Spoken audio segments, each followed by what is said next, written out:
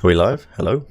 We're live, apparently. Hello, welcome, viewers of Team Fortress TV, to another season of Dragon Ball Z. Now, we're watching ETF2L Season 26 this week, and it's week number 3, 3 out of 6 versus ChampGG.K, exclamation mark. My name is Bren, and I'm joined with Mr. TurboTabs, the saviour of EUTF2. Without him, we'd all just be living in caves. And, of course, Jamelness on the production side of things. How are you, Turbo? I feel like I should do, analysts more often if I'm going to get intros like that. That's very kind of you, Bren. Not a problem. Anytime. You deserve it. You need recognition because you've been putting in the work, and without you, EUTF2 would be in a dire state. So thank you, Turbo. All right. Circle jerks aside, I am pretty hyped for this game coming up. I think this is going to be a surprisingly good game, Bren. I think this is quite the wildcard match. You got some wildcard maps, you got some wildcard teams. We do. It's 3 out of 6. Actually, here's a fun fact for you. 3 out of 6 was the first official cast I ever did. Oh, wow. They were playing against the French team. How long ago was that? I want to say March last year. Ooh, wow. And so, it's a while ago. Almost coming up to the 1 year anniversary. Almost coming up to the 1 year anniversary. We'll have to get some party poppers on stream. But yeah, and they're playing against ChampGG. Two quite formidable teams. Formidable is the word I should have used correctly. ChampGG, I coming into this straight up, I'm just going to say I do favour them in this matchup. But 3 out of 6, I think they've got potential to upset 100% of the way. Yeah, and we don't just have to trust our word for it. I think we've got some nice, handy-dandy Gentleman John stat reports on stream as well. So, well, not maybe on the stream. I'm just going to pray to my producer god, Gemm, and hope that he can bring it up there.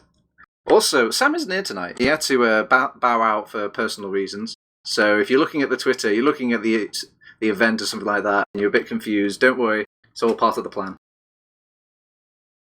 I can't see anything. I don't know what's kicking. Oh no, something's loading. It's appearing on my screen, slowly but surely. I think we just surprised the production member. We just clapped up in the air and be like, production, bring us the reports. There we go. Nice. What does this mean? Speak the numbers to me. Okay, so pretty much this is just a basic heads-on team versus team matchup. This is kind of showing all the stats, roughly how much each member of the team contributes to their team, Bren. So, for example, the higher the bar for a certain aspect, like, for example, if you look at the darker bars for some of these players, that would be your damage. So, you can see the majority of the damage, Walker is actually dishing out the most on his team with his 22.8%, whilst over on the other side of things, it's actually Domo who's dishing. Domo/Warped who are dishing out the most damage for their team as well. So you can just pretty much pick a bar if you like and just have a pick a bar, have a glance at it. Quick shout out to Gentleman John as well for putting this stuff together, because it's always nice to see the production value of Team Fortress TV go up and up, straight into the stratosphere, to the moon, as they say. I'm pretty sure that's a meme. Not too sure though, but yeah, it's good stuff all around. What bar am I going to look at? Well, you can only read too much into stats, I feel like, but I mean, what's that? What's the middle bar on the teammates? Is that is the middle bar would be the kills per minute. So, okay. And all the percentages and whatnot at the very end of the bar kind of represented based on like how much they are doing overall as a team. So usually what you want to see is like look at these bars as a whole compared to their teammates, and if it shows how much impact they're doing for their team. For example, Adiski is a huge force for them damage-wise and kill-wise, while Marosh is quite the clean-up player for ChampGG, but he's not exactly laying out as much damage as say Deox for his team. One thing I've noticed is the average deaths are much higher on the side of 3 out of 6 compared to ChampGG. Deaths per minute. You've got a higher average across the board with every single one of their members. Maybe they just want to take a page out of my book and they just love to feed. I don't know, but it's interesting to look at. Here's the head-to-heads with Crayon on Jom Jom. Look at all that information, Bren. Goodness gracious me. Assists per map. Turbo is a very aggressive man. You can see that. Almost double the assists of Crayon. And Crayon almost has double the amount of average deaths per map as well. Whew, okay. It's also noted to point out that Turbo is quite the combat medic. He's almost doubling up Crayon's stats, so Crayon doesn't really want to get into the fight as much as Turbo likes to get himself involved. How many games are being averaged out from this? Is it just the officials? Pretty much all the games so far, all the officials that have been played, been included into these stats. So that's week 1, week 2. I think maybe even a tiny bit of week 3 that's already been played as well. Okay. So the longer this season goes on, the more we can read into these stats. As of right now, I was thinking, this matchup, we're looking at the average assists per map and average deaths, and they are a lot higher and a lot lower. So maybe not too much to read from that. I mean, healing-wise, they seem pretty much almost head-on, equal with each other, as well as the Ubers. Jom having a bit of an advantage in that aspect. Yeah, it's also very difficult sometimes to look into these Ubers because of things like the vaccinator, where every little quarter counts as an Uber in regards to these stats. So if you ever see some major sort of fluctuations, you could probably chalk it up to vaccinator use. But you're completely right. If the fact that we don't use them for week 1 or week 2 is because the stats are so skewed and make teams just look a lot more like a lot better or a lot worse than they actually are. So we just skip out for a week and then introduce it to week 3 to better show a representative of the team. But as you're right, as it gets along, you will see a better stat representation for each player. Mm-hmm. I still like, even though the point still has to be made, I do favour ChampGG coming into this aspect. Now we're going to see Adiski versus Domo. Once again, the stats heavily sort of drifting towards the side of Adiski there, receiving less heals per minute, but also putting in the work. And, impressive stuff all around. The damage per minute history seems to be much more consistent on the side of Adiski compared to Domo. And the KD history as well alongside that. Apart from that week 2 game, or the second game that was inputted for Adiski, I don't know if that is the week 2. He had a bit of a tits-up game there, but then again, looking at Domo, he's been having rough games all week, so...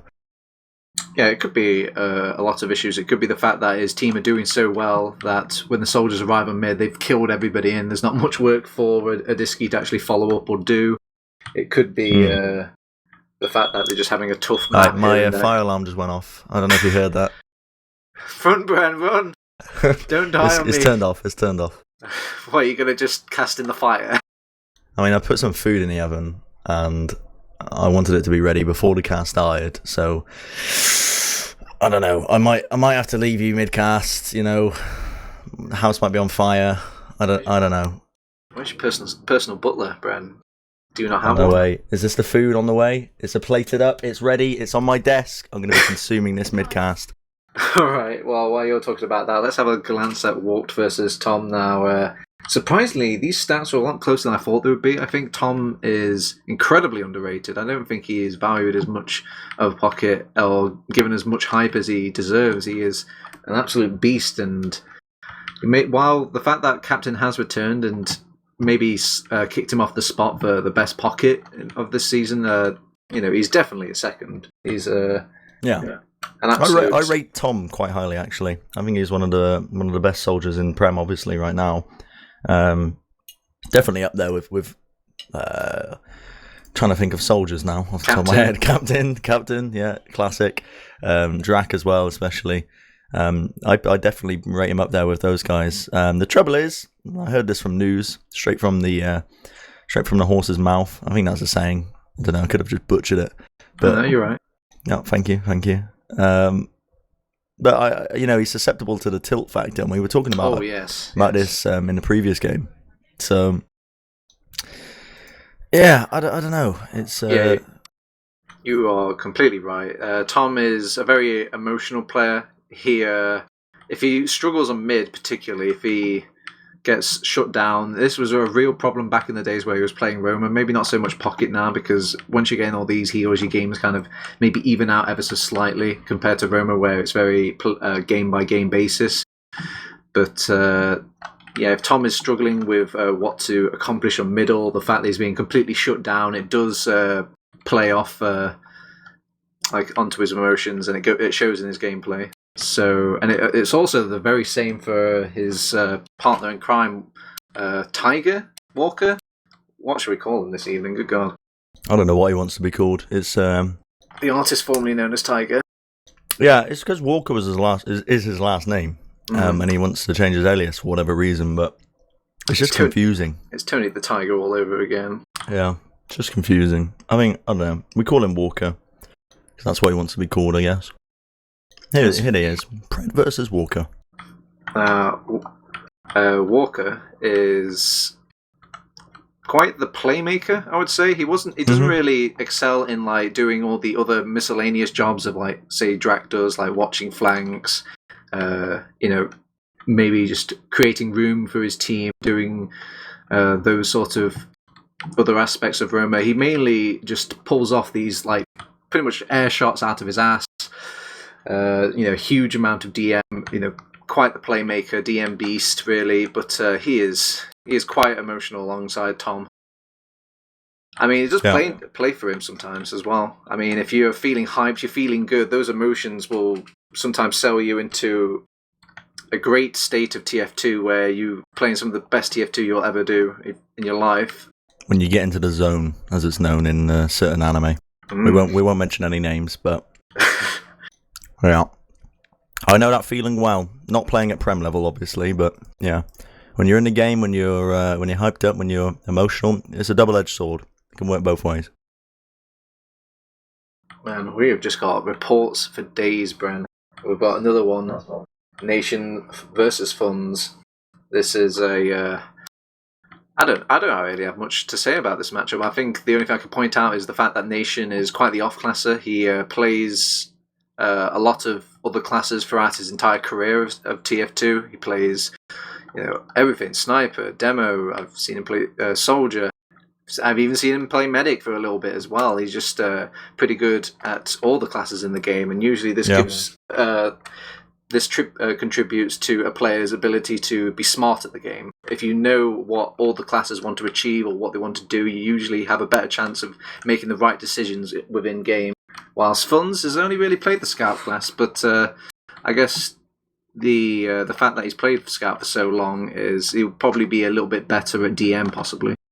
I rate Funds quite highly these days. I rated him at I-58. He didn't really turn up. Oh, he had a good I-58. He had a good I-58, but he didn't turn up as much as I was expecting him to. And I think he's only improved more since then. So I've got high hopes for him in the future as well. I think we're going to be seeing a couple of years on when TF2 is a major esport. We're going to be talking back to the days of when Funds first started out. He's going to be signed by Monster Energy Drink and Razer. He's going to be doing he's going to be doing his sponsorships and whatnot. I'm proper bigging him up here. But, yeah, I rate him highly.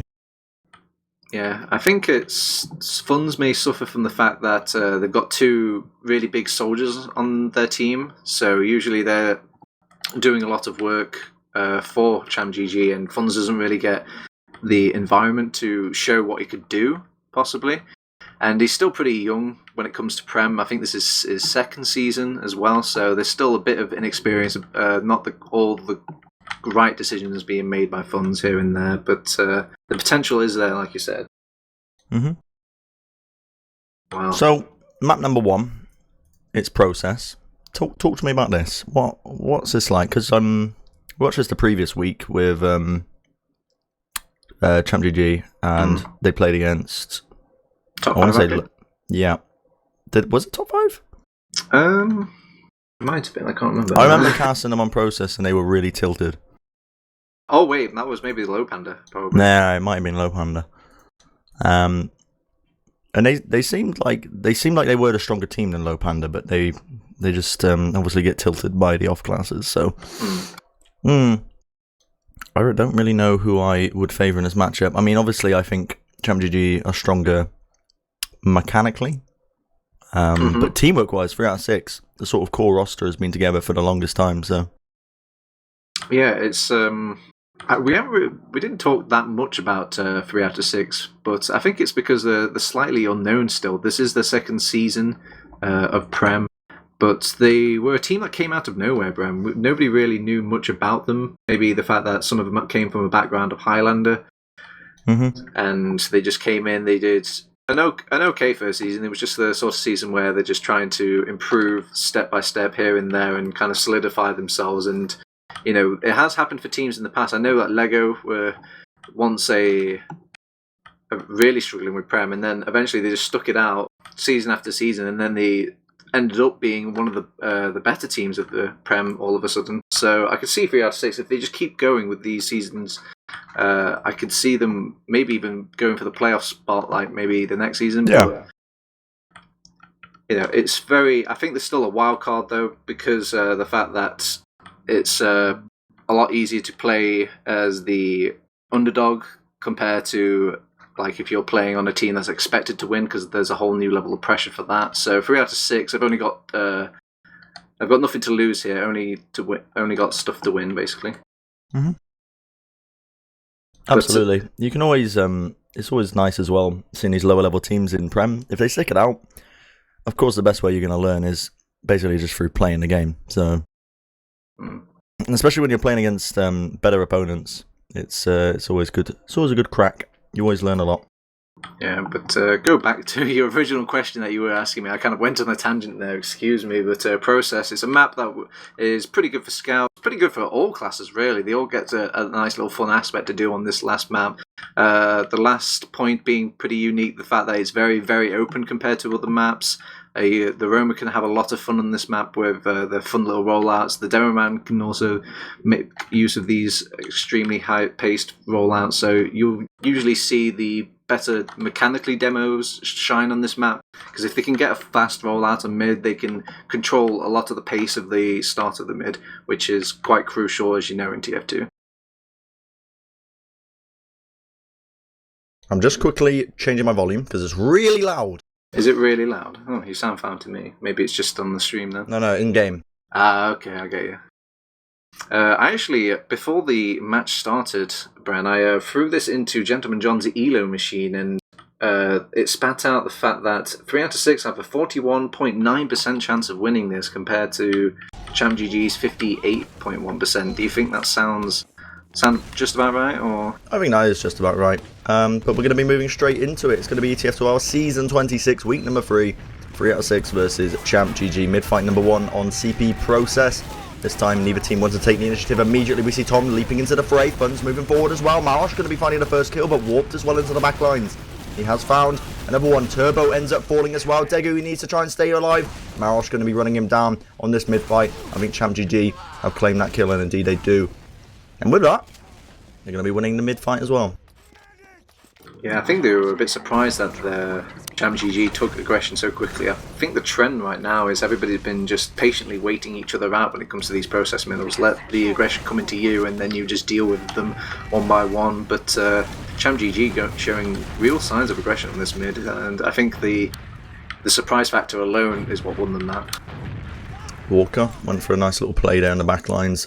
Brought Nation down to a reasonable amount of health, but ultimately not getting much else out of it. Now Deox he is checking the he's checking the medic to see if they're running crits. He's also checking to see if they're running any off classes as well. And now he's going to switch back to the scout role. So, just checking everything's in order. I think it is still normal medigun being ran by Turbo. Is it? Just double check for me. Yes, that is correct. He's got his Uber just about now, so he will have like a. Why have they got such a big advantage? They want to move in straight away with it anyway. The Uber charge gets committed. They move into the left hand side, the right hand side, bring down the sentry gun. I need to focus down these players a little bit. The point still not being played. They don't have much cap time. Marosh now going to be moving on to it. A lot of players moving in. I think 3 out of 6 might be able to be in a position to try and defend this. Tom finding another one. The Uber charge now finally coming out for 3 out of 6, and well, Turbo last man standing.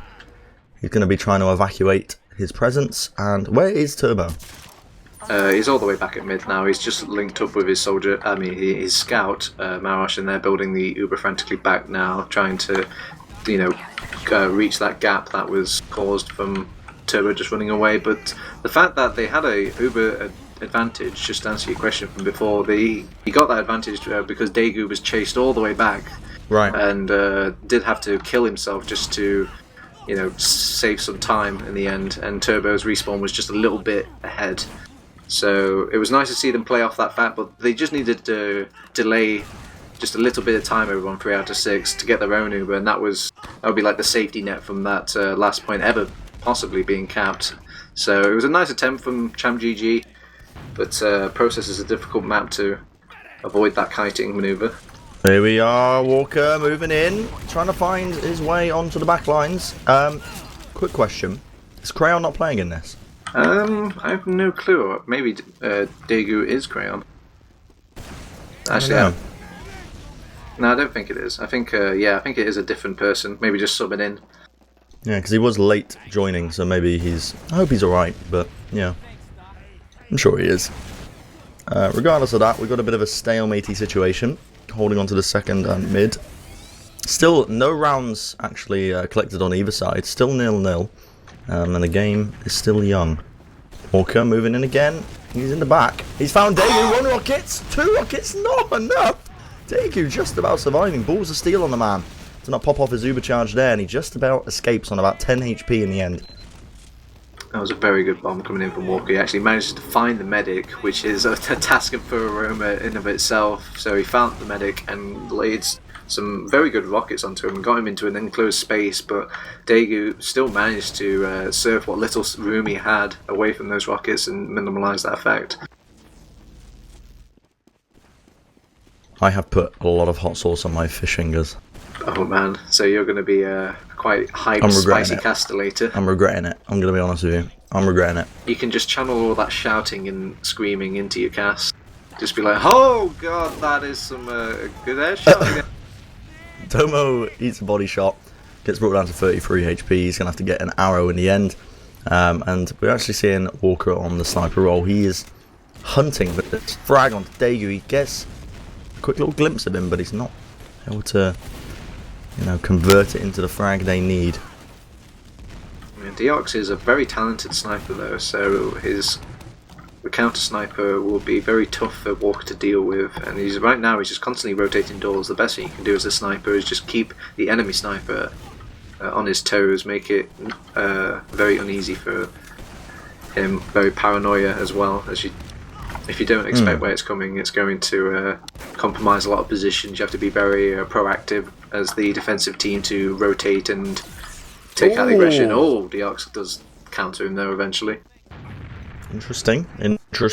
That is a pick for 3 out of 6, but really not enough to play off when you're still running that sniper of class. Deox.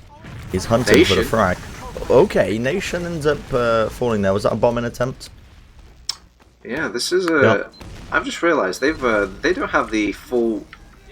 It's quite a few members of 3 out of 6 have been changed over. Maybe I didn't look at this roster before we actually started the game. We were too busy looking at reports. We talked about all these players, but it's Verse playing Soldier Nation. Oh, Walker gets the drop. That is incredible. He almost got out as well. That's ridiculous. I've got to say, a bit of a mispositioning by Daegu there. He was stood right up against the wall and he was not in a position to surf away, but that is going to initiate this push. Coming out now by ChampGG. Verse ends up falling as well. Bring down another one. Can they get any more though? Warped is going to be trying to take the 1v1 against Marsh. He does win it in the back lines, but in the meantime, the second point is being capped. Yeah, so with that easy second point, they've already got some presence on last. Tom is just waiting for a crossbow so he can start going aggressive. And Daegu's very disconnected from his comrade, and he will go down to Nisky. I was going to say, this is a bit of a weird situation. 3 out of 6 are getting the respawns. They could defend this if they so wish. Nation moving in, picks up one. Can he claim the second one onto Funds? Bit of a misplay, but no. Finally, ChampGG initiate their way in, and they are going to find a round on the board, making it 1-2-0. And all this talking I've been doing, Bren, and it's only until halfway through the round that I noticed all these players have been swapped out into different positions. You've got Warped playing Scout now, and Nation is back on that room where we talked about the fact that he is quite the off-classer and rotates his classes a lot throughout his career. And Verse is subbing in. I guess Pred couldn't make it tonight. So, we've got a few players missing on the side of 3 out of 6. That might be, might change things up a little bit. Tom manoeuvres his way in. Once again, now the position is being taken by ChampGG. Moving across the point, they claim 2 kills. Warped with the follow-up. Marsh as well onto Deox. Turbo in a bit of trouble. Players trying to initiate onto him, but ultimately looking at this, 3 out of 6 have to back off, and indeed they do. So they are going to have the uber chance to defend last with, but ChampGG once again firmly in the driving seat now. Not warped, I should say. Walker wants to walk on a few of these opponents. Haha in the chat, please. And well, doesn't get the kill he was looking for, but still, ChampGG holding the high ground for now. Yeah, there you go. Position. Walker going in again. Okay, now he gets absolutely demolished. Domo hits off a lovely little air pipe. Nice pip, and that puts an end to any sacking attempts. Yeah, so it was maybe a little greedy of Walker to jump into 5 players there. They had everybody stacked on that side watching Apadigo, but he does land one rough direct onto him, so it was a very greedy attempt, but it was a very well played greedy attempt to say how hard it was. Deox on Spy checking out what they're doing in the background again. They're just waiting for the nation pick for now, aren't they? They are indeed. I definitely wasn't taking a bite of fish finger. Walker. He will win out, it seems. Deox can take out Walker, but a nation can't take out Walker himself. He will win out on the sniper duel for now, and he rotates immediately around, but does get picked off during the meantime. So maybe he might come back as sniper, maybe come back as soldier, but I don't think they'll want to make a push for it now. I mean, it's still even Ubers. Why not wait for all your members up before you dare make the push? Yeah, they're just poking about at doors for now. Nation wants to go for a play at the shutter on sniper. No, Walker. He might have just caught him out. Yes, he does. Claims the kill. I also just want to point out briefly that the sentry gun has fallen by Tom. Tom might pay with his life, I should say. No, Adiski finds Domo. 2 frags now. This is the initiation here. ChampGG moving in and trying to get the rockets off here and there, putting in the work. Everyone on the right hand side on the 3 out of 6. Finally going to commit the uber charge in the end, but it's a much better one at that for ChampGG. Now the respawner's only just coming in. Nation has respawned. Going to be moving onto that soldier roll. Tom in the back lines, putting in a rocket or 2. Nation wants to move in now, putting in a bit of work, moving into the fray, but not going to be good enough. Another round on the board for ChampGG. Yeah, that came from Domo dying there. I think he was overwhelmed on that right-hand side by himself, especially with his sniper going down from that rough area as well. You usually have a scout helping you out or could rotate to your aid. But Domo probably needs to preserve his life a lot more on these last points if they ever want a chance of holding off these slow pushes from ChampGG. Adiski, it's the rapid rollout for him, but Nation wants to try and combat that, immediately leaping into him. He's down to about half HP. Now Tom moves in. Going to be seeing what he can do. Brits off 1 rocket in the end. Funds brings down Domo as well. Verse, however, the follow-up. 3 kills now for 3 out of 6. They could reinitiate this. Nation wants to move in. Deox with another one. 2 kill streak right now for this guy. Walker, last man standing. He's trying to go for these plays. How does he find that kill onto Warped? What is that? That was a nutty air shot. That was nutty. Was it an air shot or was it just a regular shot? I couldn't tell from the All I know is he shouldn't have got it. Yeah. And it was a direct. It was a direct, a nutty direct. Whew. So what went wrong for ChampGG was the aggressive person, Tom, spent all of his rockets just jumping about, and the only rocket he laid out for damage was onto Verse, who was still pretty healthy to say all the attention that he was getting from Tom. And when Tom, he just ended up dying anyway because he spent so much time. And eventually his health whittled down from just all the rocket jumping and etc. So, and it kind of gave ChampGG like a false sense of when they should push in, because if they've lost their uber advantage. Have they? Oh, yeah, so they had quite a big one, and now they're moving in. I think they still think they have it. Bring down the dispenser, bring down the sentry, but the uber charge is wasted. Now ChampGG look to reinitiate. The uber charge gets committed once again. Funds with the follow-up. Nation with another frag, and the ball has been firmly dropped on the floor by 3 out of 6. Domo, last man left, leaps in, tries to go for the play. What is that? Not good enough for me. Yeah, they missed out. They had quite a big uber advantage of about 40%, and they squandered it. I wonder what they were waiting for. Maybe they were just I know, I guess in these high pressure situations you're not paying attention to the clan. Bloody hell, he's putting in a lot of damage. Warped finds the kill in the end. Adiski with the pipe onto Nation brings him down. The recontestation, Adiski in the back lines. He's leaped all the way around. Deku goes for the Uber Soul, but it ends up being Warped who finds the kill. Now, that has pushed ChampGG back. That was actually a very good call there by 3 out of 6 to recontest that, knowing they had the forward spawns. Yeah, so now Disky is down. They could probably abuse these odds. And you can see they're walking in 4-3, actually getting some cap time before they. But they haven't got an Uber, keep in mind. They're rushing this a lot, and they've got no safety net. And not keen. So they want to make a push out here, ChampGG. Play off the fact that they've defended successfully. You actually see an aggressive bomb coming out from Disky now. We do indeed. He moves forward. They should be able to claim this, even though the forward spawns are coming in quite soon. This is going to be the cap for ChampGG now, and they've got 100% Uber as well, so they can successfully defend this.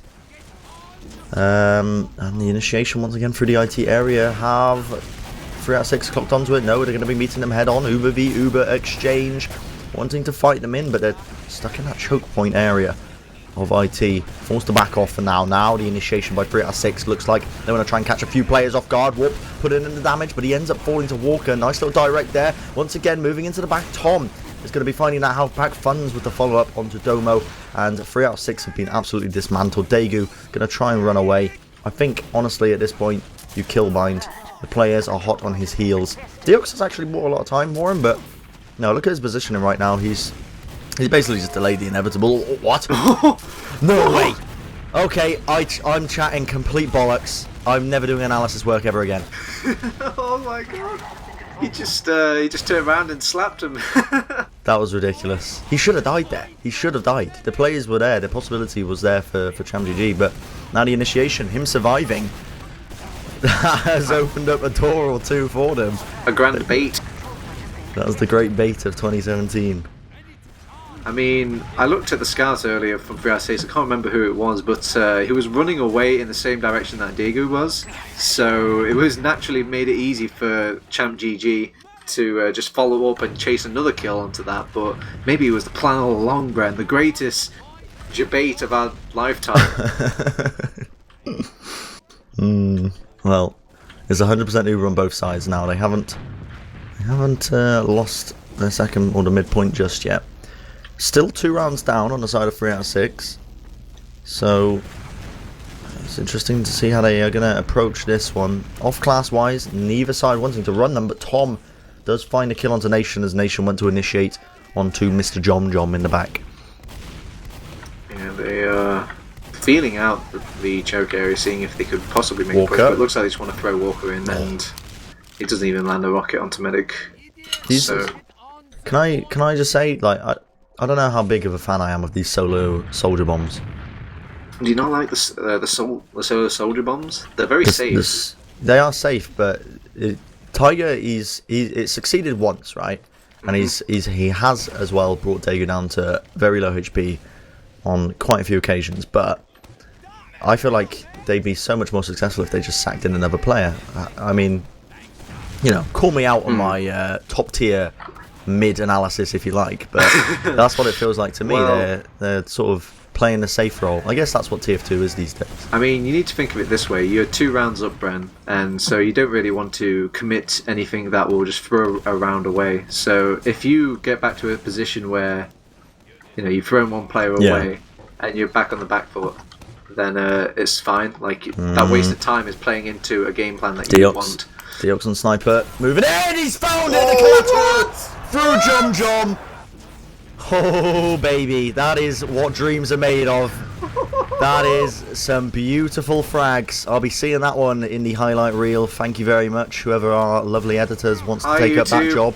Hi YouTube, the Uber charges are going to be popped off by both these teams, initiating in immediately. Oh, I say both these teams, Turbo actually died so he didn't have an Uber to use, but now still 3 out of 6 are actually losing a few players here and there. Funds in the back has pulled them back for now. The heals are not there. Funds finds a kill onto Deox.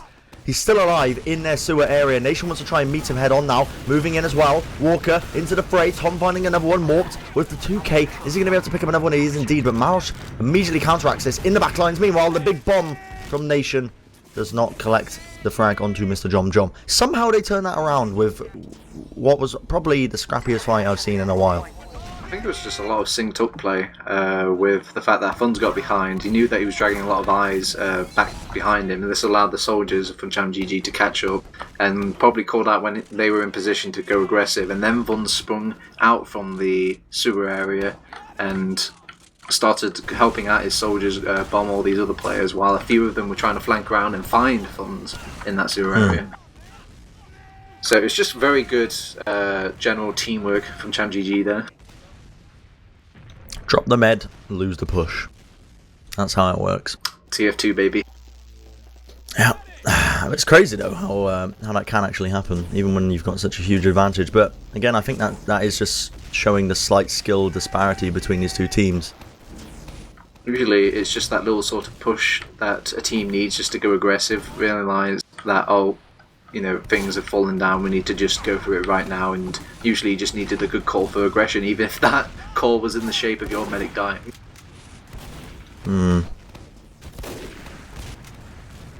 Two snipers yet again, Bren. Two snipers indeed.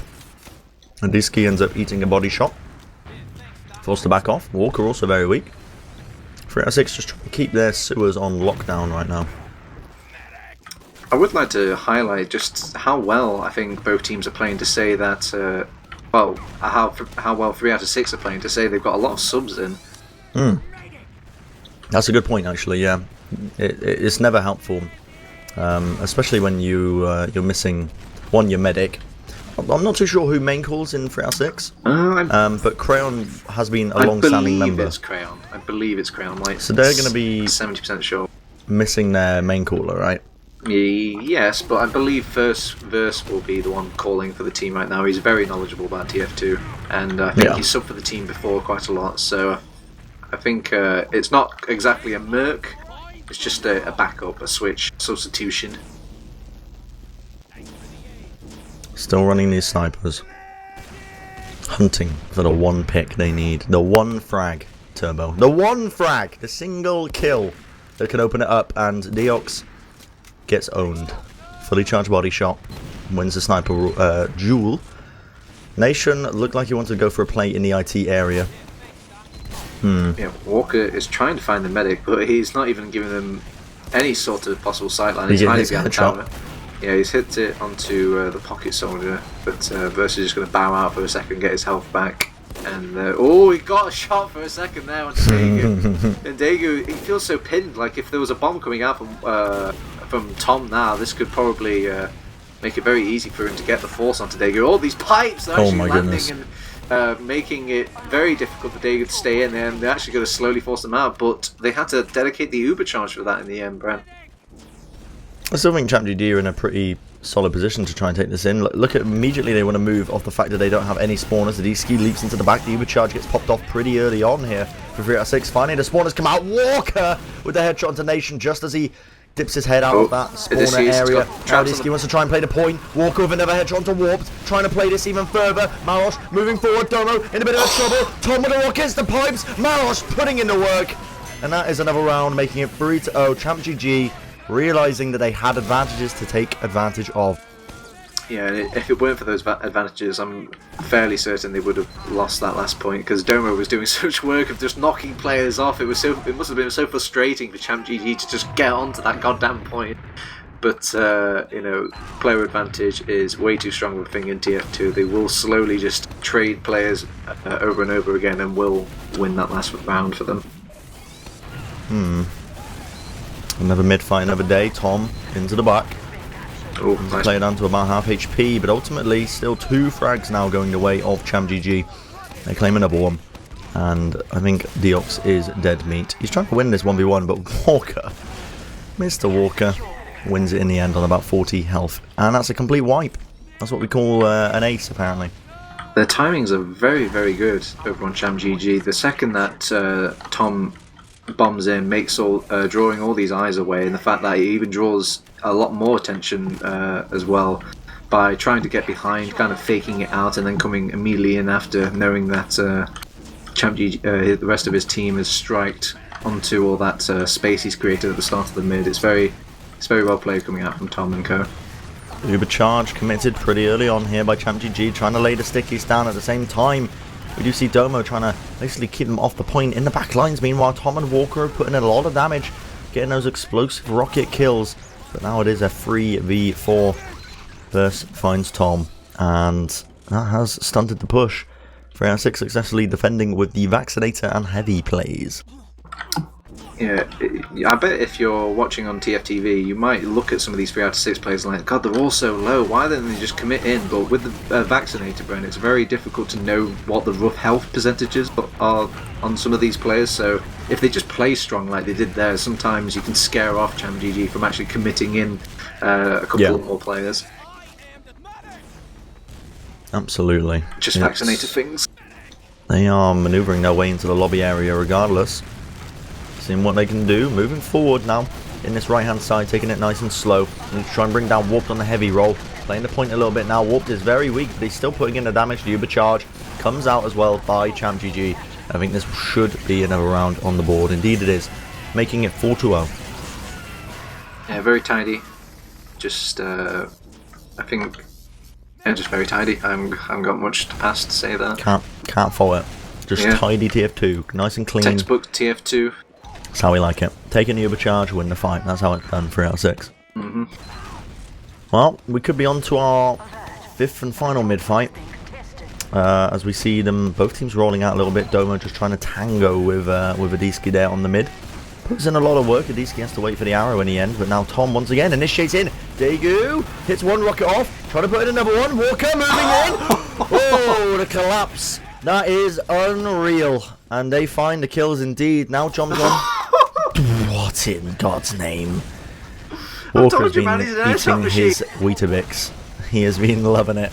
Oh, he wants to go for more. Deox doesn't stand a chance. He's on a 4K. He's on a mad one. An absolute mad one. I guess this is the disadvantage of running that sniper to mid. He hasn't. If the team goes aggressive very early on, then you don't have many shots to actually pull it back for your team. And at the very end of the day, you can only kill one person at a time. But Walker can kill 4 people at a time, it seems. The point gets played a little bit here. They claim a kill too. 3 out of 6 trying to defend it in the end, but it is a 3v3 right now. Deox last man left. And with one simple rocket, that is going to make it 5-0. GG called. ChampGG taking map number 1.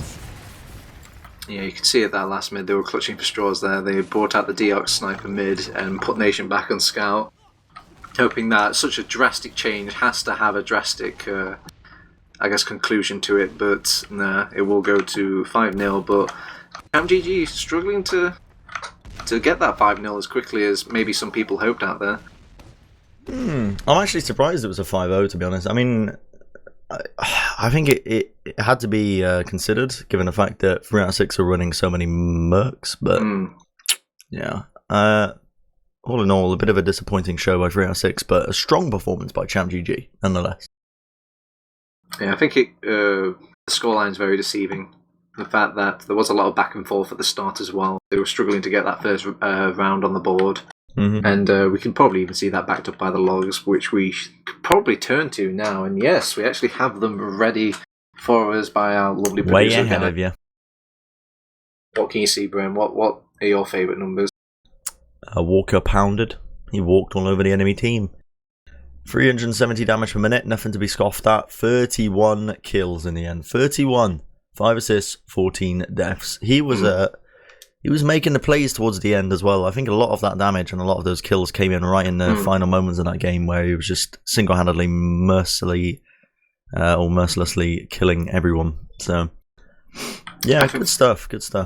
Yeah, I think 3 out of 6 at the start of the game, there are a lot of hope, so they were playing out, very controlled, very collected, calm, calculated. But as the game goes along and you've got these you look at the scoreboard, you're a bit like, oh man, what is the point? We're 3 rounds down or something, and it's so many minutes left. But yeah, if it's a 5-0, it's usually the Roma's going to have a very good time. It shows the sign that a team is kind of walking all over the other, and the first one for the door is usually a Roma when it comes to aggression. So he's going to get the first chance at getting some of these picks, getting some of these the big dams, the big kills. But I saw a lot of Tom initiations on mid as well, so I think I just want to Tom's almost like being a mini Roma in of himself on the mids and then switching back to pocket when it goes to other aspects of the game. But if it weren't for Tom, basically Walker wouldn't have such a good game. Absolutely, yeah. Time and time again, I think it really just came down to the fact that ChampGG is so used to playing with each other. Mm-hmm. And obviously 3 out of 6 playing with 2 mercenaries. You gotta take that into a fact that the chemistry is not going to be really there. And the class change as well. And the class changes as well, so they're not really playing their usual game. And you saw it all the time. ChampGG, they didn't really switch up the mid fights too often. They might have played a passive one every now and then, but every time they just bombed in Tom and followed it up with Walker. Yeah, I don't think there was. Yeah, you're right. There wasn't a single passive mid at all for that entire game. It was just aggression. It only failed them once when Tom just couldn't find the player that he wanted to attack. See on the stats here how much domination was happening from the mid cap, but I'm trying to look at the round time as the length, and it was actually the third round that was quite long. I thought the first round was a bit difficult. It took only 6 minutes actually to get that going. It felt long, I feel like. Well, no, the third round was the longest, obviously, yeah. That was the one where 3 out of 6 actually won the mid, but yeah, Half-Life 2 has stopped working. That's good. Yeah, I think mine might have crashed as well, but I think it might be just because it's trying to load Reckoner, which will be our second map of the evening, Bren. I'm a big fan. A lot of other people don't like it, but Reckoner I'm a big fan. We can talk more about these advanced logs as well. The breakdown across the map, across the board, pretty much ChampGG just pounding. And the common denominator here is Walker. Yeah, I think maybe the fact it seemed so closer in our minds, at least from the casters, was maybe there was a lot of sniper on sniper action. Yeah. So a lot of patience and waiting about. It can show that be deceiving basically. Because during sniper time as well, there's not much being achieved, so stats really aren't being impacted. It doesn't go to show that all that time that 3 out of 6 are raiding them off with a sniper doesn't get counted on the stat sheet.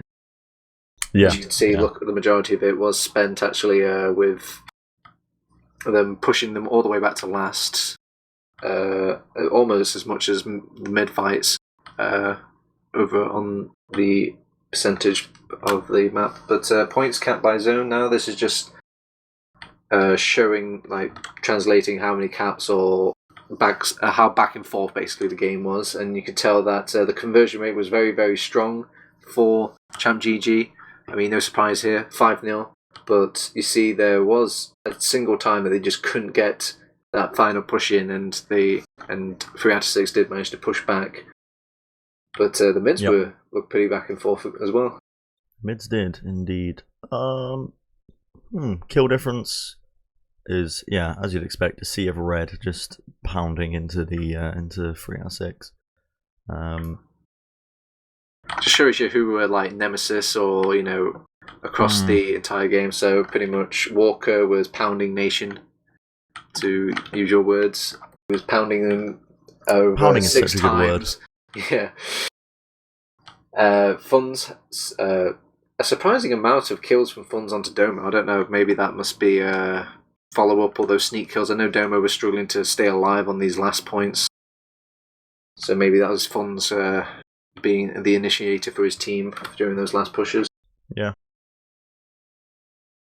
But the kills post Uber, better for 3 out of 6, but I think they were using the vaccinator at some point as well, so these stats are skewed here as once again.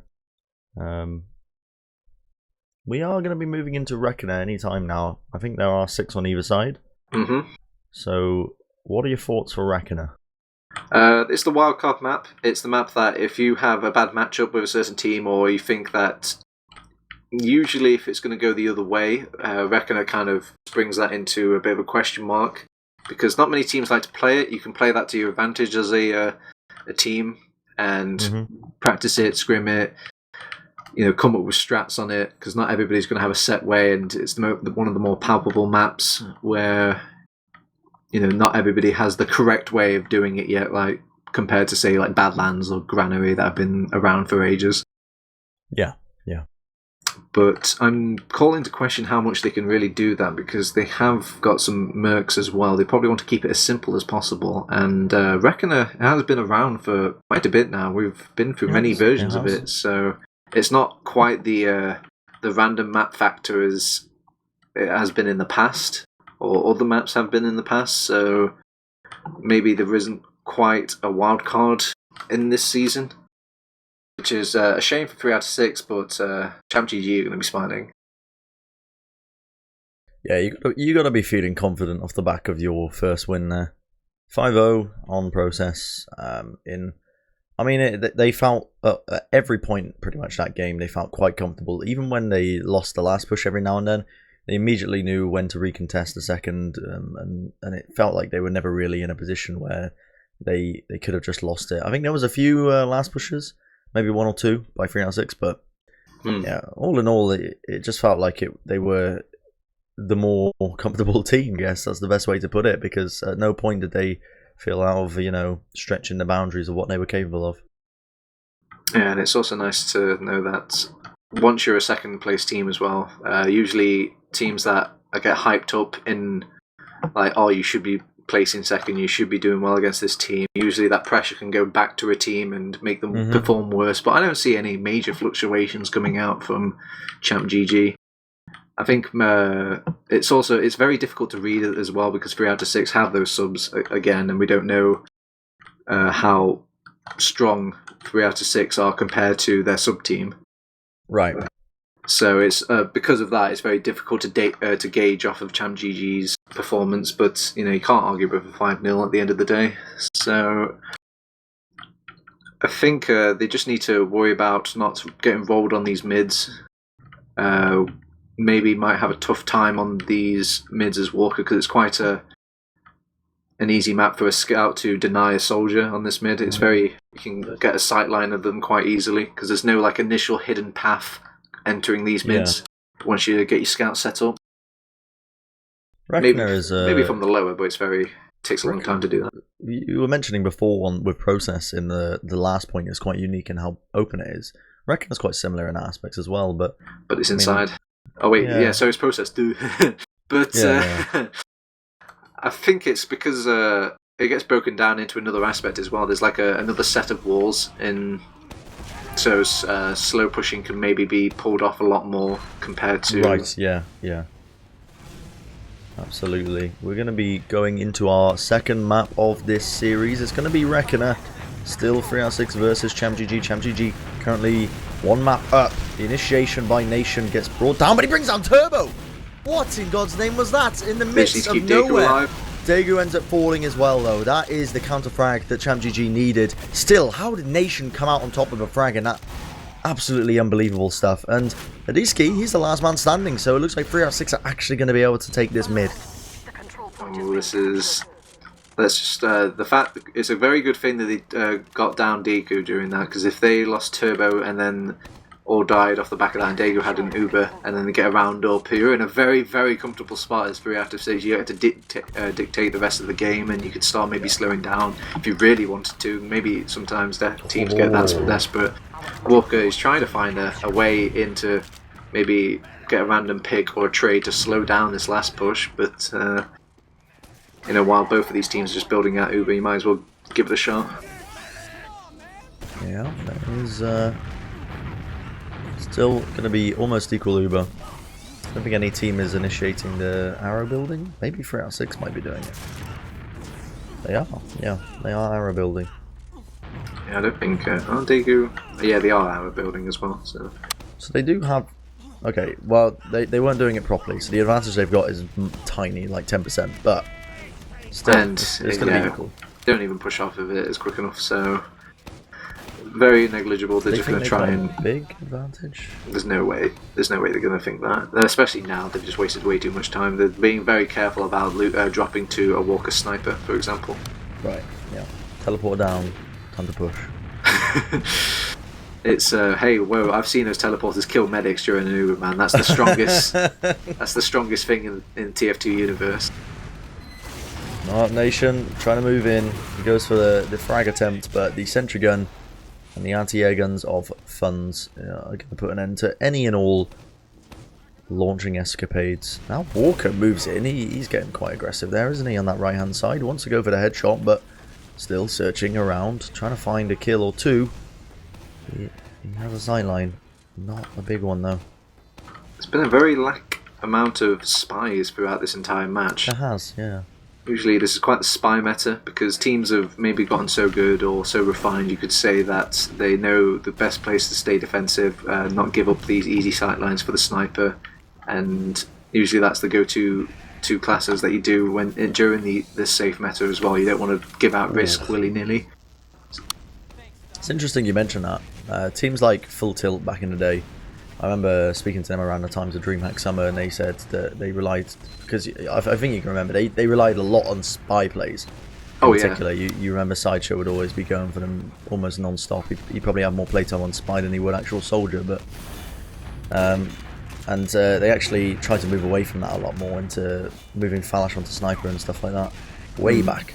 I say way back, it wasn't that long ago, but it's interesting to see how some of these teams as well, where, I mean, I guess it's one thing to be confident in your sniper, but the teams these days, the way TF2 is played is so defensive, as you were mentioning, so passive in a lot of ways, that it's so hard to even find the frag. All that ends up happening, it feels like, is you end up trading snipers, and that's it.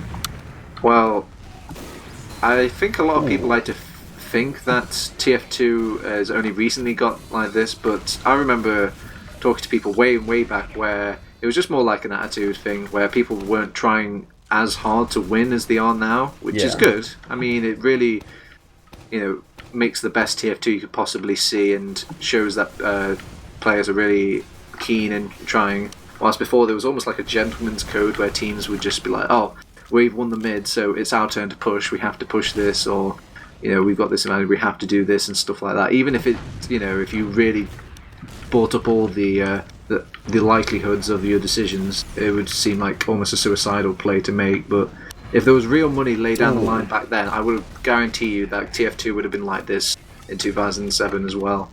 Yeah, 100%. It's as the time goes on, people find the most efficient plays and the most efficient ways to win. And that's what they are looking for. Goodness me. Tom ends up falling to the headshot. Deox wants to search for a few more. He's getting so spammed out that Gerati committed. Oh my god, that's unbelievable. He puts in so much work with that. Nation finds the kill now. They want to move in. Sentry gun around the corner, trying to bring it down. The spam comes out. Finally going to be brought down here. Still, they have lost Domo. Now the respawn's coming in for Tom. Can they still play this? Nation gets an arrow in the end. They are still drawing us out for as long as possible. The overcharge now comes out by both these teams. 306 not keen to play that point whatsoever, even with the Demo Man pick. You get another Demo Man pick. Okay, that was very... usually when you get a Demo Man pick, Bren, you want to push pressure the point. At least have somebody hopping on and off it, because there's no sticky traps really preventing you from just edging the point. But both teams were they just didn't want to step in, and rightfully so for ChampGG. They just want to delay time, and they've got that Uber, I suppose, to block the point if it really came down to it. But they just kind of pussyfooted about over on 3 out of 6. They did indeed. A bit bizarre to see, but I think that comes down to a lot of the chemistry as well. Once again, I think someone in the chat just needed to make a quick shot call, just like someone jump on the point or pressure the point a little bit.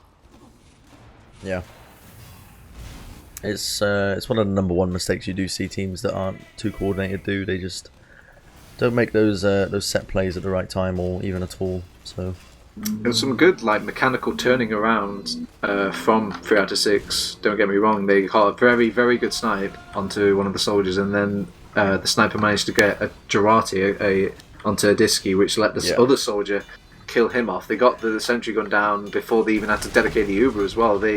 But then they just thought, we could throw in players to try and force their Uber before capping off this point. They could have just capped the point and then just took the fight after that math. But, shoulda, woulda, coulda. I'm not going to harp on it for too long. Dispenser down. Yeah, I was going to say. Deox with the fully charged dispenser body shot. Walker finds Deox though. He'll be claiming that kill. And we're left in a familiar situation. I wonder if Surprised he doesn't go back as like Soldier, for example, or maybe just go for a ballsy play. It's like a free play you get to make if you take down one of the enemies. Tom was that player. Yeah, he went for it onto Daegu. Didn't come out, didn't play off exactly how he wanted it, and now it's Nation's turn, or is it? No, it's not. He's dead. Well, I mean, it's 0-0, and if you're 3 out of 6, you want to keep this position. If you're following your Cadus manual to the letter, you will never give up this advantage if you've got the enemy in this position. Still, it is 0-0 right now, and we've got about 3 minutes until the round is reset. So, you know, it's it feels like this situation comes up quite often on Reckoner Last. I don't know why it's just Reckoner Last. If it's because, I mean, we talked about it not really being a new map anymore, but back when it was a new map, teams weren't really too comfortable pushing on it. And even pushing out of it, so it was quite common to see, you know, the time limit get stretched all the way out before teams actually made a pushing attempt. And now we're seeing it here. Both these teams not keen to make too many plays. You know, they've been running the sniper off classes, but they haven't been finding kills. And even when they have, they've tried to play off it and immediately got a counter frag or whatever. So now we're going to see Warped Fall. This is a fully charged body shot, straight onto the scout. Are they in a position to try and make some magic happen? I think Deox might fall. Tom's found the Deox kill. Okay, and this should set into motion a series of plays now. With 2 minutes left on the clock, 3 out of 6, they could try and defend this. They have the Uber charge to do so. But they got Walk on Sniper, they just want to get him in a good position and don't want to risk it. They're eating a lot of spam as well in that right hand side. We got Deox and Spy though. Indeed. Moving forward even further, Tom going to be eating a rocket. Might just get sniped. No, he just about escapes. Beautiful stuff all around. Oh no, Deox is bumped into Spy. He's trying to escape. He's been thrown out. They still dodging him. Oh my god. Okay, Deox survives, but Nation went in for a little frag there. That could have worked out a lot better than they were anticipating. Deox, is he just going to run all the way back, or is he going to go back in? He's going back in. I've got to respect that. Got to respect plays like that. I mean, what's so difficult about jumping in is the way Turbo's positioned as well. He's in like the bunker of invincibility, where if things are going a bit pear-shaped, you just walk back, and if you try and push things slowly, like Domo just did there, you just get sniped if the other sniper is very, very talented. Or is that a sap? He tried to, he sapped all of his equipment and just ran off. I'm kind of, and then now he's dead. Style. I'm very confused. There's 50 seconds remaining. 3 out of 6 have to make a pushing attempt here. Well, it's difficult if you're a spy and you get out, because what do you achieve, really? You just know that you're still a spy on the enemy team. They found a kill onto Tom. He's down for 15 seconds. They have 35 to push this, and here comes the Uber charge pretty early on. They need to try and bring down the sentry gun. The pipe's going to be coming out. Domo brings it down. Still no stickies on the point. It is playable for them. Warp now going to be leaping onto it, but the Uber charge by ChampGG is committed once again. Now Nation moving in, trying to find a kill or two, trying to play the point a little bit here, putting in the damage. Still so many players alive and well on the side of ChampGG. And Daegu and Deox, last men standing. Deox trying to go for these plays. Not going to be working out for them. Daegu with the nice little saw onto funds, but with 5, 4, 3, 2, 1, the mid is reset, and we are going to see no. Overtime, Bren. Overtime. Do you not know your TF2? It's a rare situation. You don't see it often. Stay away. GG. Reset. Let's go back to mid. A little bit of a treat. You don't get to see this very often, like you said. So, just another attempt at mid. I mean, ChampGG will happily take this, because I think that last mid was quite a fluke. Mara's in the chat saying, "Why do you play like Crowns?" I think that's a bit of an insult to Crowns, isn't it? I'd say Crowns would have won that round by then. Yeah, exactly. They would have pushed to the last second and actually won, but now we're going to see the mid-fight repeated. It is mid-fight number 2, but still round number 1. Deox moving into the fray, finds a few shots onto Mr. Jom. Not going to be claiming the kill just yet. He is in a lot of trouble though, ends up falling. Now Warped, trying to find that one kill onto the medic. Onto the backlines, Daegu in a bit of trouble. Warped, he's managed to get the kill onto Turbo. Brings down the medic, now Daegu needs to try and stay alive. He is being chased, however. Tom Doesn't realise where he Oh, is. it's Still Daegu in the lobby. Predator. On him. Trying to dodge and juke here. Daegu not eating enough damage. And Tom forced to back off. Oh my god. Have you ever seen that Planet Earth thing where the reptile runs away from all those snakes? Oh wait, the snake is back! Okay, okay. Alright, panicked a little bit there. I started screaming. Daegu's fine. Daegu's fine. He took the long way out, the scenic route for the medic, and Tom had enough time to catch up to him. But jukes him, so even twice. So very well played from Daegu.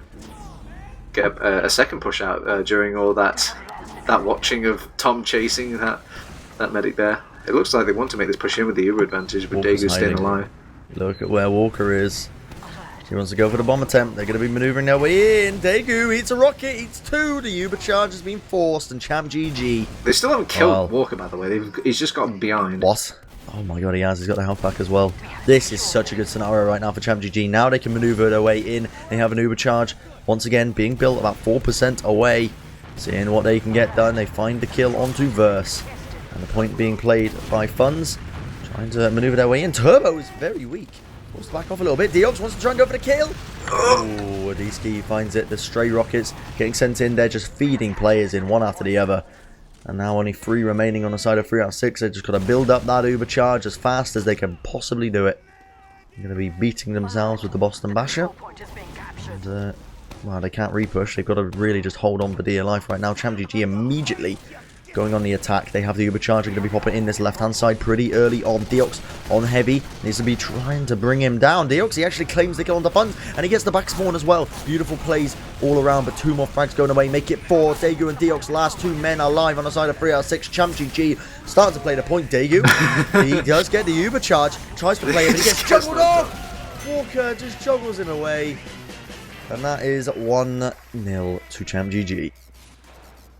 I mean, they had the right idea there. They rotated all the way around to the other side of the point, but they just didn't. I think Domo got domed by one of the scouts, just being fired, pelted in the back, and once he went down, they just couldn't hold off that point any longer, and the player advantage was falling the way of ChampGG. Super long round, 15 minutes in the end, and now we're going to be going into the second round here. Moving in, 3 out of 6 want to take the aggression to them. Walker falling very weak. Deox with a frag on to Tom in the end. They do claim another one, however, as Warped has fallen. Marosh with the 2K finds Verse, and now the counter attack by ChampGG. The passive mid really playing off well for them. Now they're going to be bringing down another one. Nation falls. Deox in the lower area. Daegu falls to a stray rocket, and that is, as they call it in the industry, a sextuple kill. Is that what they call it? They call it in the industry that. I've seen some casters call it an ace, but it's not really an ace, you know, it's not 5 kills. That's an ace, is it not? I think an ace is just where you wipe out an entire team. Alright, ignore me then. I'm going to keep calling it sex double kill. It's okay, man. Sex sells. So sex does sell. They've got the vaccinator ready for this last incoming push from ChampGG. They've got a full fat advantage. So they're preying on Deox to do a lot of work, and Vaccinator to do a lot of work here.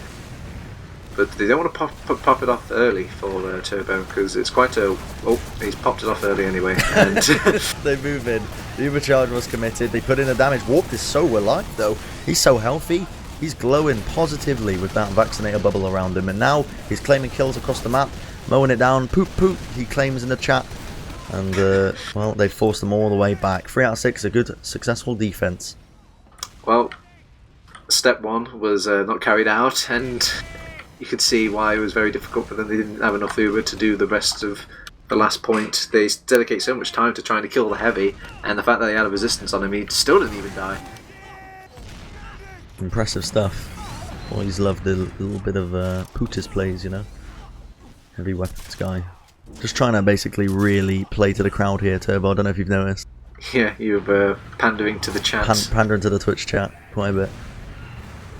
Hey, I wouldn't argue. It's winning your cast of the season, I think. Gotta get that 3rd win in a row anyway. They move in with the Uber charge. ChampGG, they claim Nation's life. And with that, they need to bring down the sentry gun. It is getting spammed across the map. Finally, it is going to go down. ChampGG now starting to play the point. Both of them alive. Now the Uber charge by 3 out of 6. moving in across the point. Marosh trying to claim a kill or two, zipping and zooming around the map. Now Walker wants to reinitiate in along with the damage. Adiski putting in the work. Gomo falling to about half HP. Funds trying to play the point, trying to put in the work. Only 3 alive currently for ChampGG. The spawners now coming in for 3 out of 6. Walker claims 1. Walker claims 2. He's still alive. He finally gets taken down by Deox. And that is finally going to put an end to that push from ChampGG. It was a little strange push. They were losing every possible end of that, and they just kept thinking like, no, we can still do this. There might be 1 player down, let's go again. Okay, 2 players down, go again. 3 players down, go again. 4 players down. Hey, Walker got a nice air shot.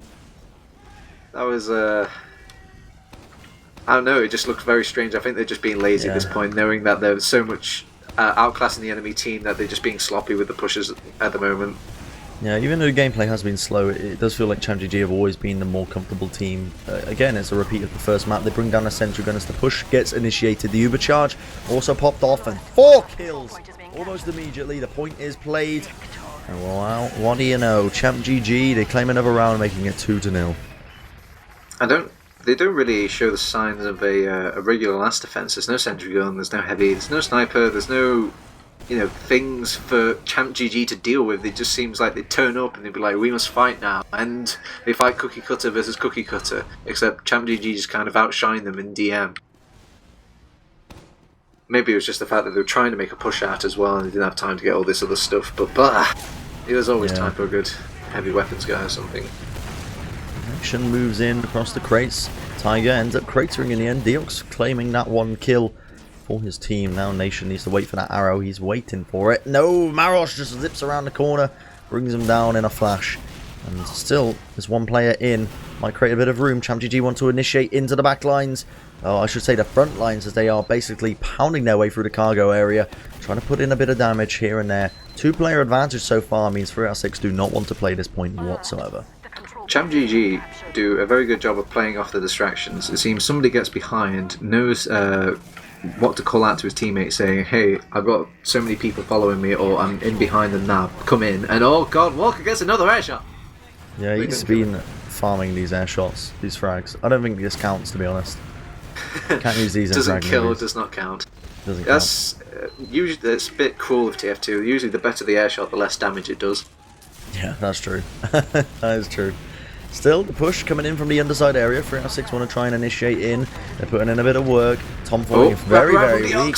Deox coming in. Is it the back cap? Did you just say? Did you mention that? No, he's wrapping around them. He took out the Adiski and he almost killed off Turbo there. He had to force off his Uber, and Digu countered with his own boy. It looks like a few drops were made here and there, and an overextension from Deox as well, maybe feeling himself a little too much from that good flank. Marosh and Walker looking to play this through the choke. Now Walker wants to initiate. He claims the kill. Now it's all up to Adiski and Marosh. They're moving forward. Heals on the side of 3 out of 6, but wow, they're just bullying their way in. Respawn advantage indeed. 3 out of 6 have players. They want to try and recontest this in the end.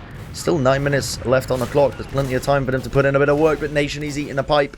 Has to wait for the arrow. Finally going to be getting it. Now he's maneuvering his way in. The cargo area trying to get put on lockdown still. Look at that. Nation ends up falling once again. Degu falling very weak onto 97. Has to back off of the house pack. Ends up reinitiating into the fight. Now Turbo is also quite weak, eating a lot of spam in the toxic area there. ChampGG are playing this so slowly. They're doing it so slowly that they're forgetting to actually cap the point. It seems both of these teams are just fighting each other, forgetting about the objective. Finally cap it off, but if it wasn't for the threat of that Uber charge, I don't think they would have capped that off in time. Oh, the toxic push comes out, but Adiski claims one with the Walker. The collapse is there. Marosh, Tom, everyone putting in the work. The collapse brings down 3 and 3 out of 6. Well, that is a very accurate name indeed in this current moment. They want the kill. They do. They're just chasing down the frags. They're going to be committing Marosh and Funds to the capture duty and maneuvering their way once again in through this cargo area. Oh no, it's the underside indeed that ChampGG wanted to be taking it through. Trying to put in a bit of damage here, trying to spam them out. I think they can afford to bully them here. Putting in the work, the pipes, just trying to claim it. Adiski does find burst. Deox also falling in the end, and Marosh brings down Warped with a nice little kill with the pistol. Adisky was on the back lines. I think he was going for the Ali Babi play, but he did bring down Daegu to 55. Ultimately not claiming the kill in the end. Now the Uber charge was committed by ChampGG here. Finally going to be coming back in. Good save by Daegu. The Oaks finds Walker. Can they gain any more kills? Maneuvering in, funds, just dodging and juking, seeing what he can take away from it. In the end, the Oaks is going to be winning that engagement. So, 3 out of 6 in a very solid position to repush this now.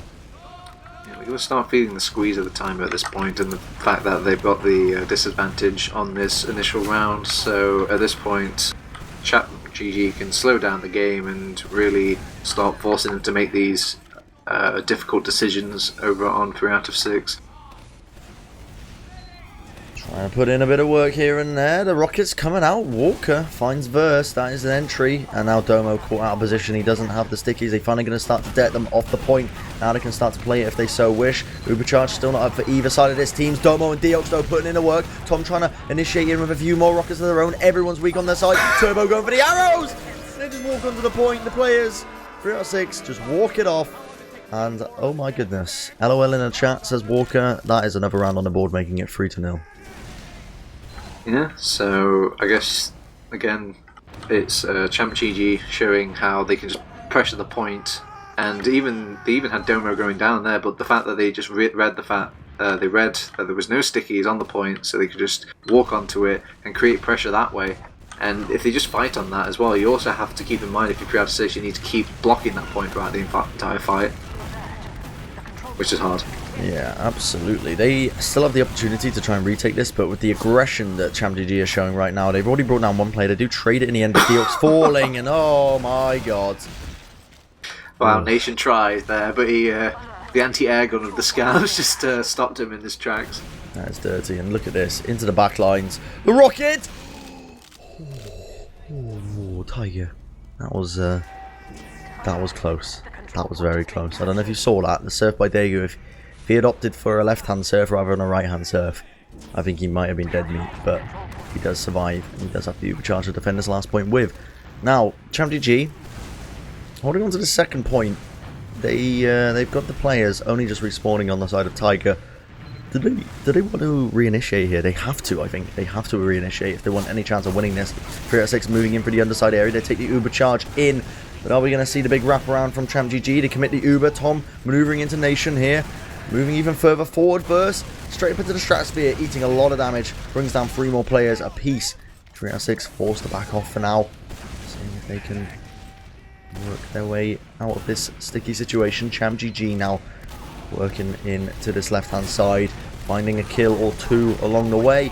Walker finding Domo, and Domo Arigato, my friend, as they claim another round. 4-0.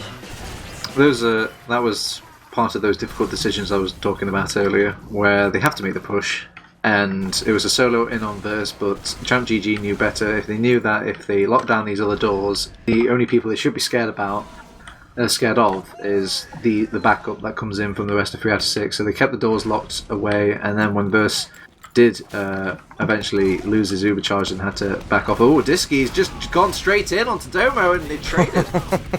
That's the dumbest play I've seen in a while, but they don't care, do they? I think they pretty much secured the point at this point. There's 4 minutes left on the clock. I think we are officially in, as they call it in the States, garbage time. We call it, what do we call it, rubbish time?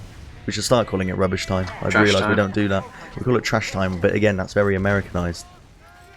We should start calling it rubbish time. Yeah, and oh my god, Tiger's just styling on them. He just leaps in and just air shots Daegu. Oh god almighty. Thoughts on that game anyway? Well, just dominant. Yeah. Not much more to say. Very dominant, very clear cut. It looks a bit scary for them at first when they lost that mid-fight from Nation just getting this wonder pick onto Turbo. They could have maybe snowballed it from there, but they just didn't have a plan for this last point. Yeah. So ChampGG just showing that their defense is just as strong as their attack. This is going to be the 5-0. They have the Ubercharge. They popped it off pretty early on. As I say that, ChampGG, I thought they beefed for a second then, they were so weak, but no. GG called, 5-0, is the scoreline. It's a 5-0-5-0. Not what I was expecting, to be honest. I was expecting 3 out of 6 to put up a bit more of a fight. But, you know, can't argue with ChampGG's performance. It was top-notch all around.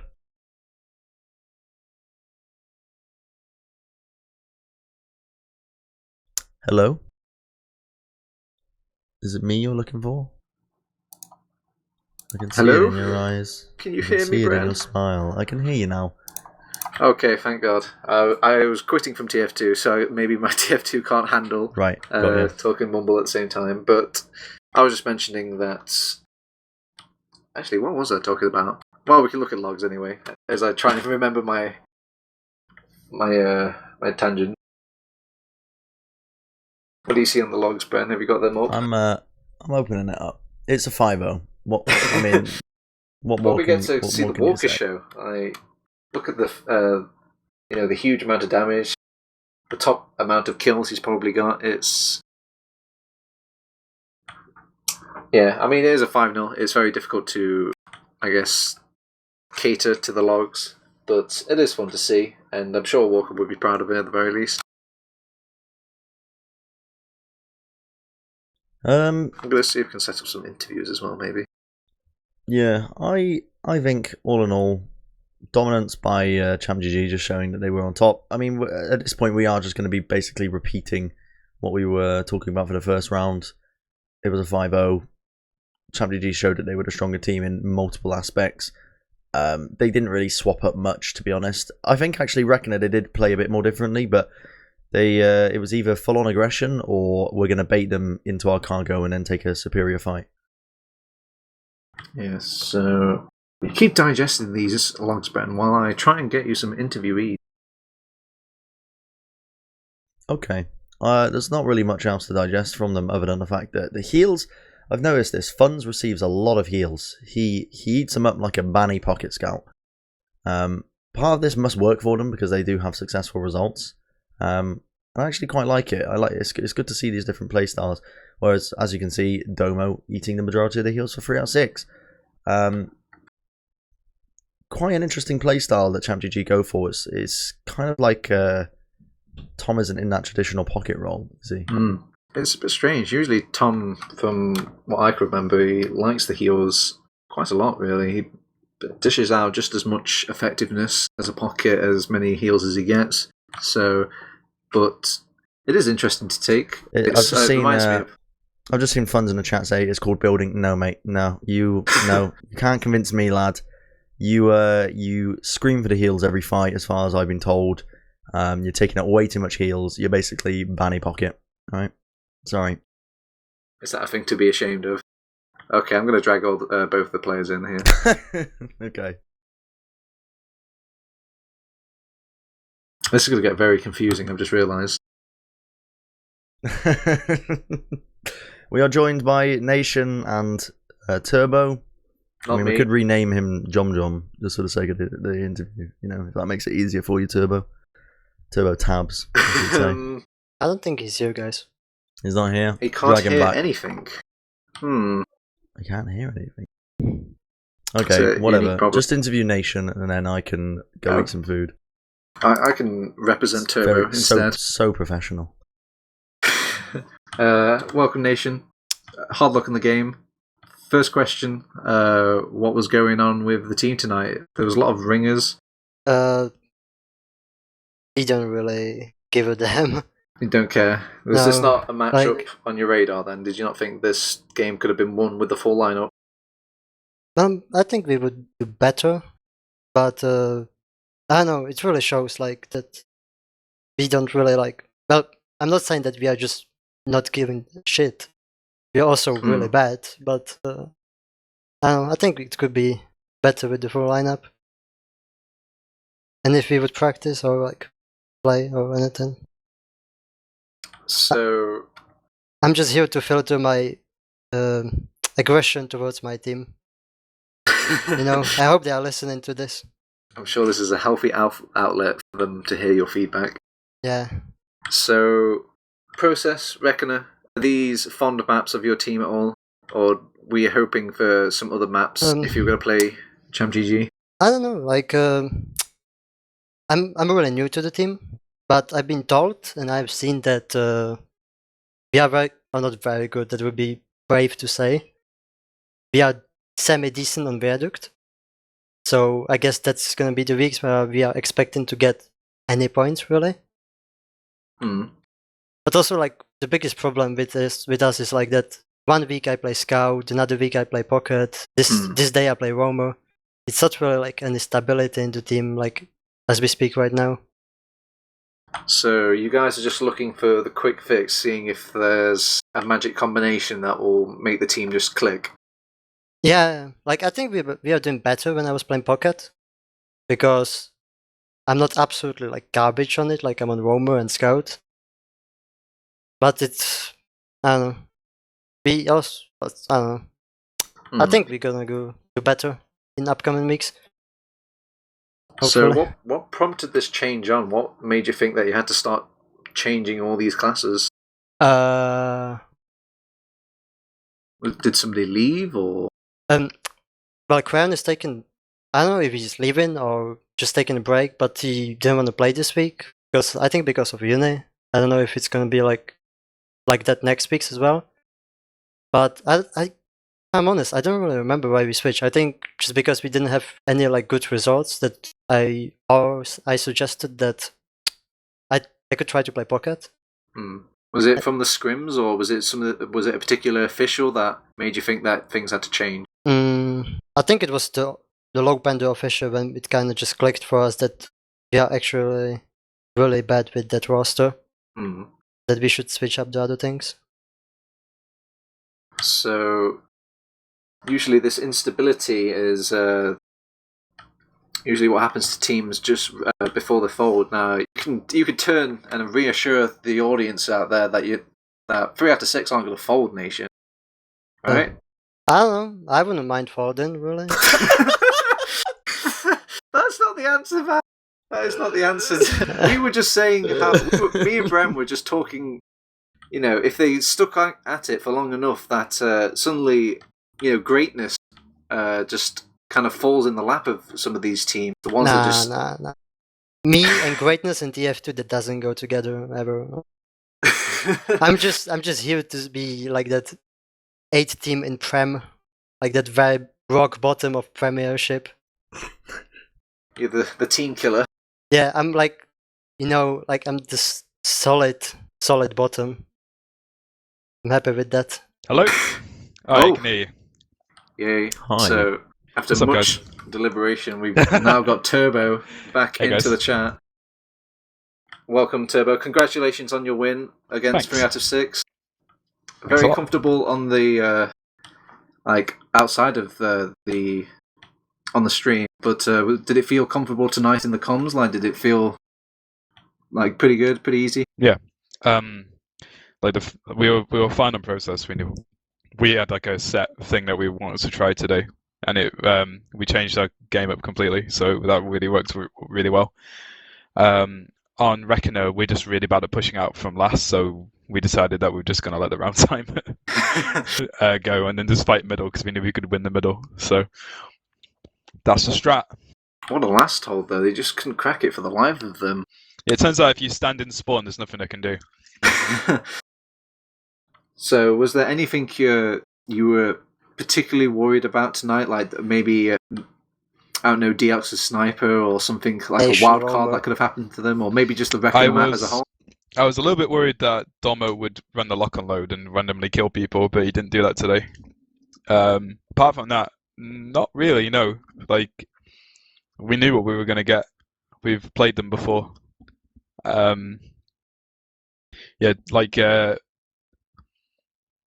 It was a bit weird how they needed to have, they've changed the med and stuff, so I'm sure, maybe they weren't very practiced or something. We thought they'd be a bit more organized.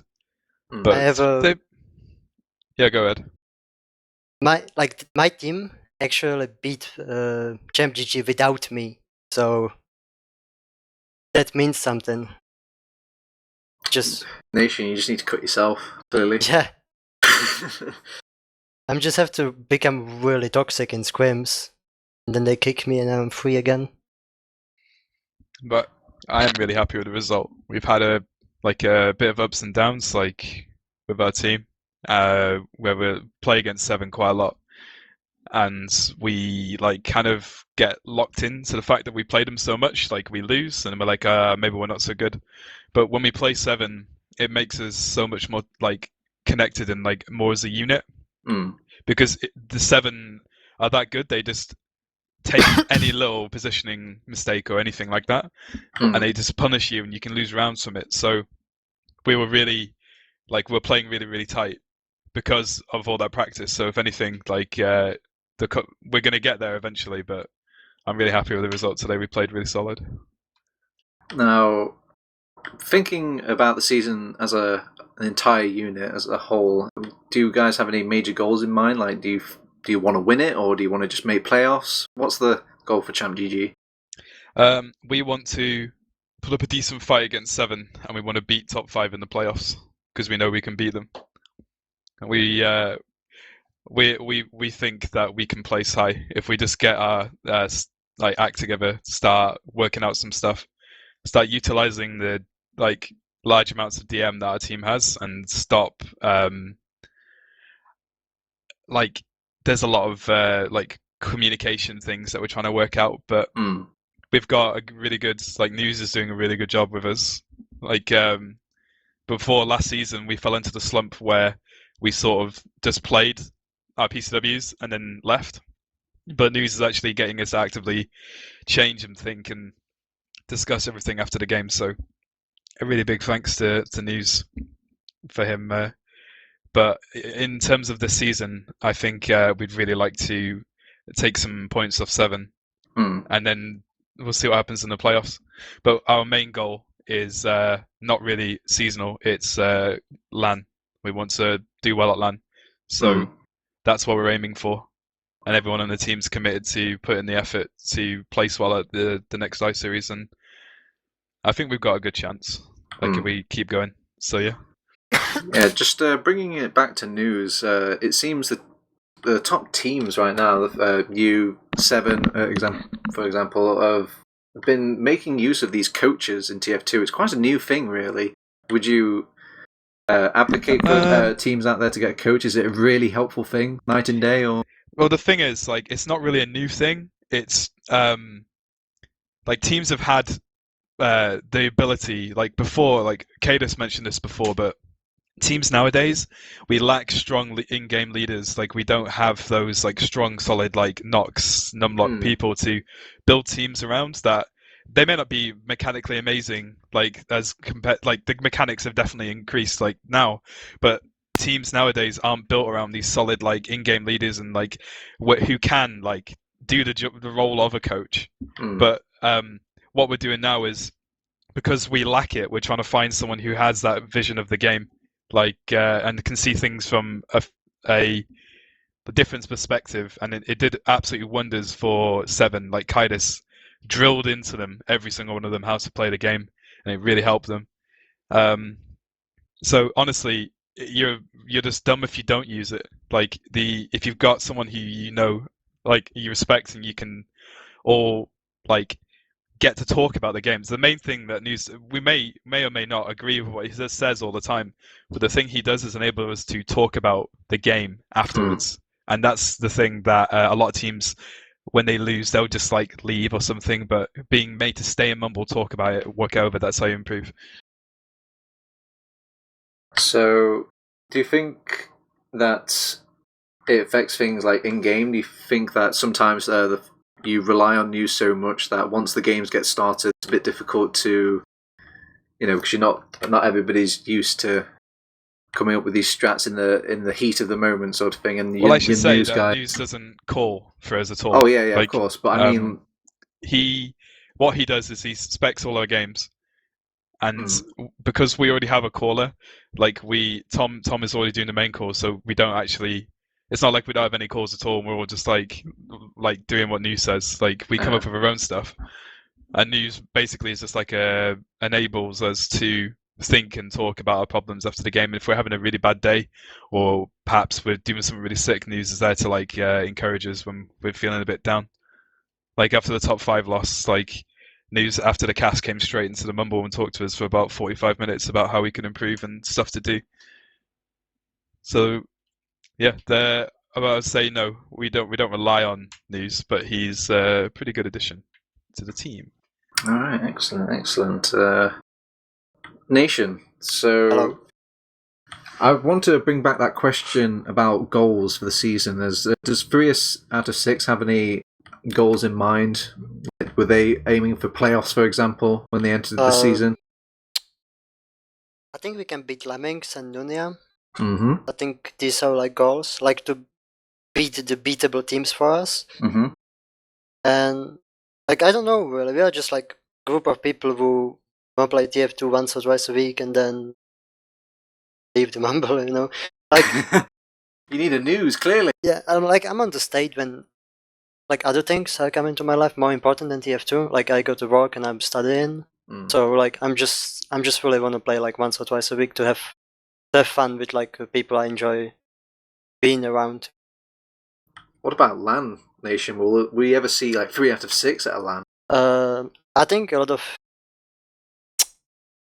I'm not sure if I'm ever gonna go to LAN again, but I think my team is quitting after the season. Like the reason we play so little is just because I have my trainings on like Tuesday and Thursday, or that doesn't matter.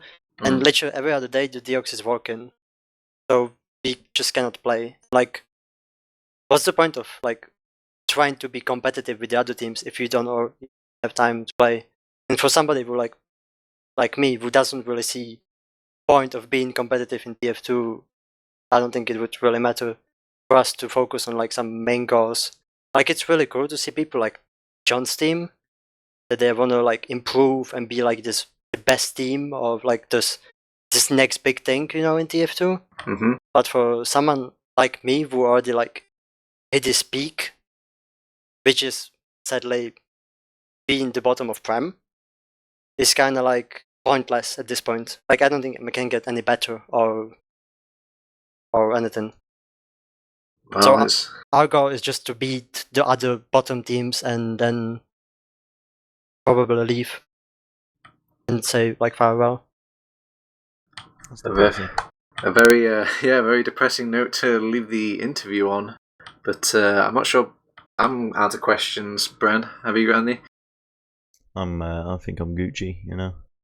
All right, cool. I think it's time to wrap up for the day, for the night. Thank you very much for the interviews, Nation. Turbo, thank you very much indeed for the cast as well. TurboTabs and production. I'm gonna say Gamelness and assume that's the correct pronunciation. It's probably not. But regardless of that, thank you very much for joining us tonight for the ETF2L Season 26 Week Number 3 match between 3 out of 6 and ChampGG. I believe there is actually some matches. No, there's not. Okay, I thought there was ESA matches tonight. But there are matches throughout the week. You can head on over to teamfortress.tv to check all of those out. And you can see the upcoming events. And make sure to give the channel a follow. You know, like, subscribe, do whatever all that good stuff. I don't really know.